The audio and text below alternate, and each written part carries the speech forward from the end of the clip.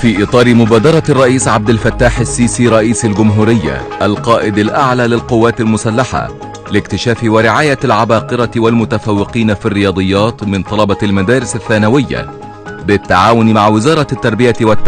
والتعليم الفني والكلية الفنية العسكرية، شهد الفريق محمود حجازي رئيس أركان حرب القوات المسلحة وقائع الجلسة الافتتاحية للمعرض العلمي السنوي للكلية الفنية العسكرية والجلسة الختامية للمؤتمر الدولي الثاني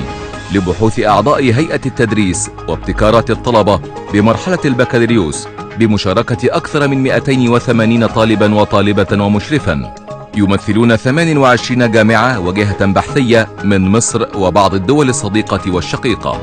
بدأت الفعالية بكلمة اللواء دكتور مصطفى عبد الوهاب مدير الكلية الفنية العسكرية، أكد فيها على الدعم والرعاية الكاملة التي توليها القيادة العامة للقوات المسلحة لمنظومة العمل البحثي والتكنولوجي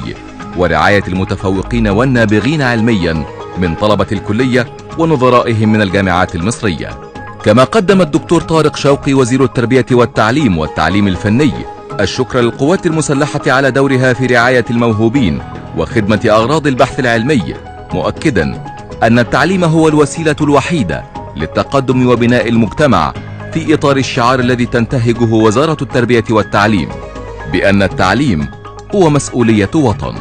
كما قام الفريق محمود حجازي بتكريم الحاصلين على المراكز الأولى في الرياضيات من طلبة المدارس الثانوية، كذلك في المسابقة الدولية الثانية للابتكار والحاصلين على المراكز الأولى في المؤتمر الدولي الثاني لأبحاث وابتكارات الطلبة في مرحلة البكالوريوس وأوائل دفعات الكلية الفنية العسكرية والحاصلين على لقب أستاذ خلال العام التدريبي. وفي نهاية الجلسة أشاد رئيس أركان حرب القوات المسلحة بالتعاون المثمر بين الكلية ونظرائها بالجامعات والمراكز البحثية في مصر والدول الشقيقة والصديقة، كما أكد أن الهدف من المؤتمر هو التطوير الحقيقي للبحث العلمي، مشيرا إلى أن القيادة العامة للقوات المسلحة على قناعة تامة بأهمية البحث العلمي لتخريج علماء قادرين على خدمة الوطن وقواته المسلحة.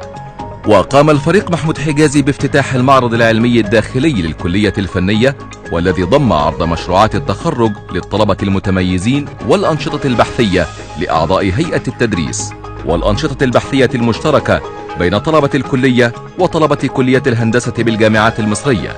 حضر الفعاليات عدد من الوزراء وعدد من كبار قادة القوات المسلحة وعدد من رؤساء الجامعات وعمداء كلية الهندسة بالجامعات المصرية.